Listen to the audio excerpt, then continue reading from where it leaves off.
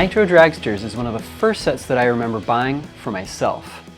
It came out back in 1989, so I was somewhere close to 10 years old, plus or minus a few, and it retailed for around $12.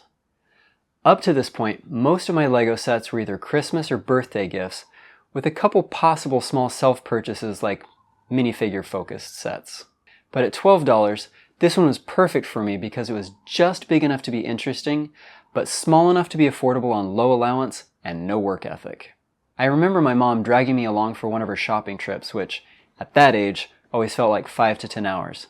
But this time it was perfect because it gave me plenty of time to sit in front of the LEGO aisle and try to figure out the best possible way to strategize my $12, whether that be to stare at the $15 sets and hope the price came down sometime before I left that store, or just buy a couple less cool minifigure sets.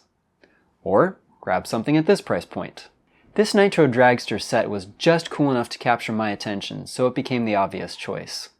And I was so excited with it that I started opening the packaging on the way out to the car and started trying to put it together right there in the car. I'm sure my mother was thrilled at the prospect of Legos all over the car. But one of the things that made it enticing to me, besides the price, was that I loved race cars. Not racing. I knew nothing about racing. And I didn't realize there's a difference between types of racing either. At 10-ish years old, I just liked the idea of really fast cars that go vroom vroom really loud. So the fact that these were drag cars rather than formula cars or GT cars or anything else didn't faze me in the slightest. As for the set, one of the things I love is that for the most part it follows that older LEGO style of repurposing pieces to make new and imaginative designs without so many of the specialized parts. For instance, the engine doesn't really have engine pieces.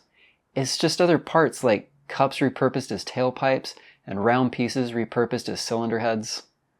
Of course, the fin on the back is pretty specialized, but even the seats can be used for different designs pretty easily, so it's still mostly just bricks and other commonly found parts. And Nitro Dragsters also has a few details to make it seem a little more realistic and interesting. The fin on the number 1 racer has a Shell sponsorship painted on. There's a light panel to start the race, and a rail with little fire extinguishers. Too bad it didn't come with a racetrack base plate or anything, but then again that would have changed the price, so maybe it was just as well the way it is. I had a lot of fun making this video. I started out with a couple simple stop motions to use as B-roll. My kids liked them, but I thought they needed to be a little bit longer and needed a little more work first. Since I only have 2 road base plates, I ended up creating a longer track out of poster board.